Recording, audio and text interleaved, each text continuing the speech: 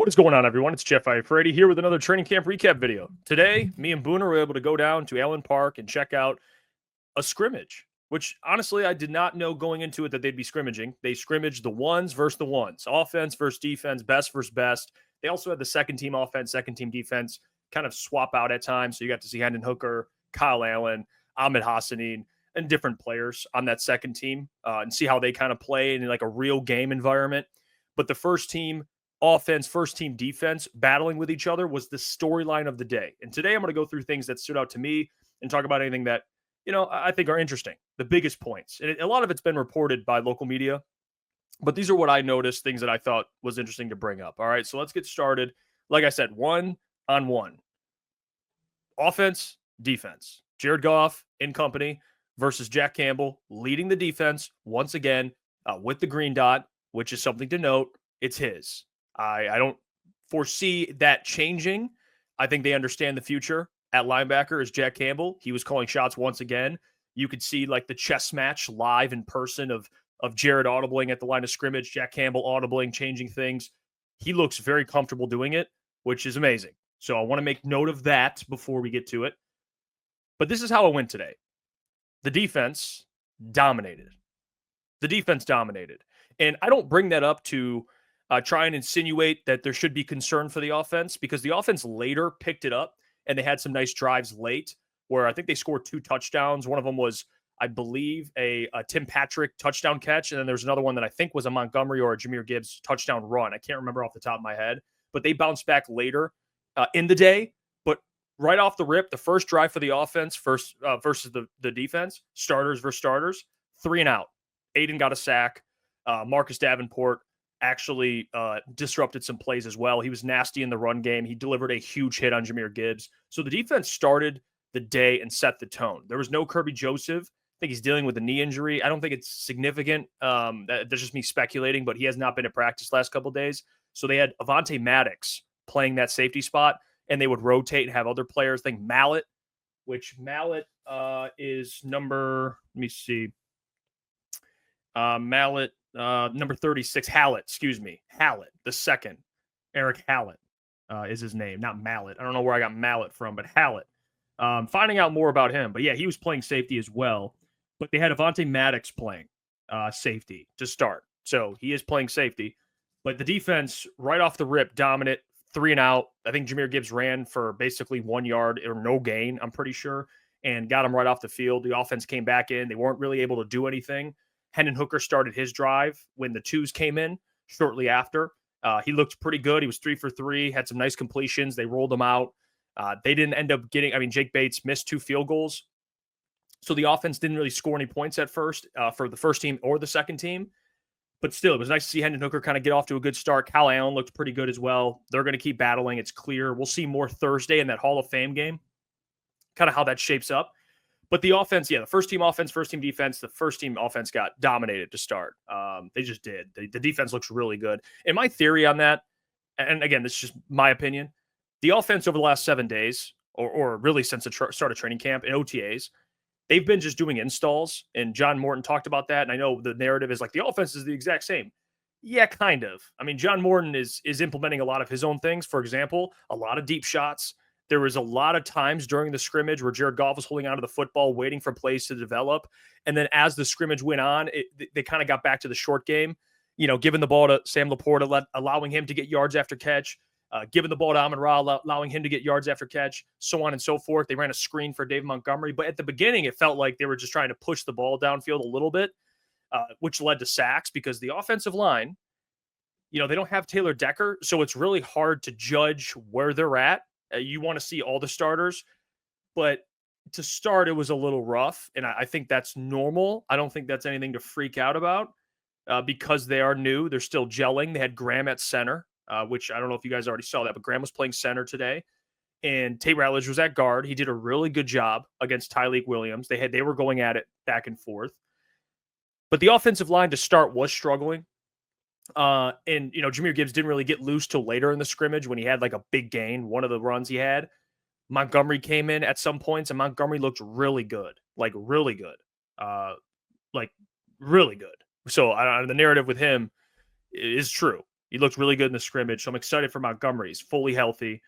But the defense took advantage early on. They got after the quarterback. Hutch is Hutch. I mean, they were abusing Dan Skipper. He was filling in for Taylor Decker, and Aiden Hutchinson's hitting him with every move possible. And Jared Goff is just getting sacked repeatedly.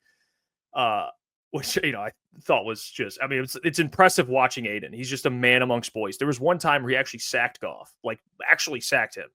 I don't know if that was like on accident or whatever, but Goff got right up like, hey, I'm not going to say anything to this guy. Okay. I'm not picking a fight with this guy. And no one even said anything to him. It was just like, all right, let Hutch do whatever he wants and we'll figure it out. Not even supposed to hit the quarterback, which I thought was interesting there. But yeah, the timing in the passing game is still kind of working. You could see the deep shots they did take. Jared Goff didn't connect. I think one of them was to Jamison Williams. If I remember correctly, Sam Laporta couldn't connect. I like how John Morton's moving Laporta around. You could tell in the scrimmage, they're kind of using him out wide. He comes back into the backfield, and then they run a play action pass. And like you could tell John Morton's, they're using a lot of the motion, which they used last year, which that's modern day offenses. I mean, all these teams are going to use motion. But it was nice to see. It was this chess battle between Kelvin and John. And Kelvin got the better of him, man, early on. And I think my theory on that, like I was saying with the offensive line taking some time. They're working on installs. They're catching up. I'm not going to worry about the offense, but the defense seemed like they just continued what they did last year. So the whole theory of like Kelvin changing a bunch of stuff with Aaron Glenn, I don't think that's necessarily going to be the case. And I think what helps is Kelvin already being in the building, and he's been in the building for, the last handful of years. So it's like a smooth transition. He already has a relationship with a lot of these players. They already know what he wants, how he wants it. And you could tell, like the defense just didn't miss a beat. So they looked really good, which is positive. To kind of highlight some other things here, players that I thought stood out to me. I tried to watch some players. Marcus Davenport had some moments, definitely. Got in the run game, got his nose dirty, had some pressures. There was another point with some of the young players like Ahmed Hassanin. He's fun to watch, especially with the second team guys, and Giovanni Manu and him were kind of matching up. And Giovanni Manu needs a lot of work. He does. In the run game, I think it's natural because he's a mauler. He's massive and he does damage in the run game. But you could tell in the pass game, he can't move laterally. Like he just isn't. He can't stay with some of these guys that are quick off their feet or get nice. They have really nice bend. You could tell he's so big and slow at times that he kind of struggles to stay with those guys. So I don't know if that's a developmental thing or just a physical trait he's lacking, but it's something to pay attention to. Gio didn't have a great day, and there was moments. I'm not going to say he's bad, but he definitely needs. Based on what I saw, probably another year of development, unless something just speeds everything up this year. So that was something to note. Dominic Lovett had his moments. He had a nice kick return, or I guess it was a punt return, I'm pretty sure. But he basically took it to the house. So Dominic Lovett, man, he's a nice player to watch. There's times, I think there was one play where Dan Campbell kind of yelled at him. I don't think it was yelling at him like he was doing something wrong, but it was just telling him to get off the field or something, whatever. But overall, Dominic Lovett had some plays. He had a nice catch when the second team came out. It was like a 15-yard gain. I think I'm wrong on the yards, but he had some really nice catch right in the middle of the field. He had the nice return. He's really shifty. You could tell when he's a returner, which is something to watch because I think Lovett as a returner could be interesting, even though he's a 7th-round pick. Who am I missing? Mentioned the backup quarterback battle. Kyle Allen, Hendon Hooker. They went at it. It was a scrimmage. They both played pretty well. No one turned over the ball. But the defense, they kind of dominated most of the day. And then later on, when John Morton started moving Jared Goff out of the pocket, like play action passes, they started connecting. Amon-Ra St. Brown was the safety blanket he always is, which we have to kind of remember, right? Like, although Sam Laporta is excellent and J-Mo is going to be a really good player, he's going to have a big year. Amon-Ra St. Brown, when they needed to play, they went to him. Like, I don't think it should be even a debate. Like, I know people want to say, well, J-Mo will lead the team in yards. I get it. I understand it. He's talented. But when they needed to play, they went to 14. Like, it's not going to change, guys. He's the number one guy, and he'll always be. I don't know why this is like a narrative. People just want the next best thing. Let's just keep it a stack here. Amon-Ra St. Brown's a top 5 receiver. That was on display. Like, he's battling Brian Branch, getting open, making tough catches. Like, just get used to it, man. Amon-Ra St. Brown's dominant. He's always going to be dominant, and he was dominant today. in the scrimmage format. Like one-on-ones are one thing. Like your one-on-one, boom, boom, you get, like a JMO destroyed Rock Ya-Sin in a one-on-one. But game time, Amon-Ra St. Brown showed up. You know what I'm saying? Not that JMO didn't, but you could tell like he's the alpha in the room. So let's just keep that in mind going into the season. I know it's exciting, but don't forget about 14. He's the best receiver on the roster. He's an all-pro. So I don't know why I have to say that like people forget, but I guess it is kind of a narrative for whatever reason. People forget how good he is. So, yeah, that's really most of the notes from today I took. It was an hour scrimmage. They ended it after that, but it was nice. You'll see a lot of players, the second team guys, playing on Thursday. First team obviously won't play, but it was cool to see. It was really cool to see those guys out there in game action. Again, Terran Arnold ended up leaving practice early. Hamstring injury. Something to pay attention to. They had Rock Ya-Sin come out as the next corner.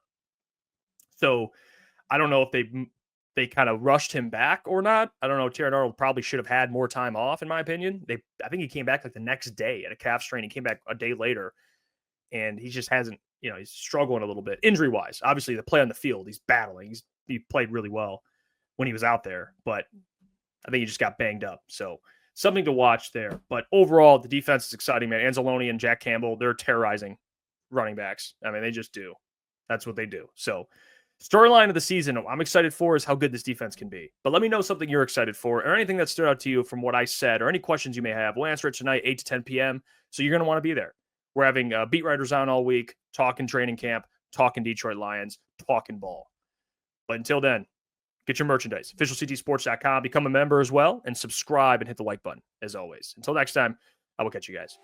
Hey, what's going on there? It's Jeff Iafrate. Appreciate you for finishing the video. You can check out one of the videos here suggested or show support by commenting, liking, and subscribing. And buy your merchandise, officialctsports.com.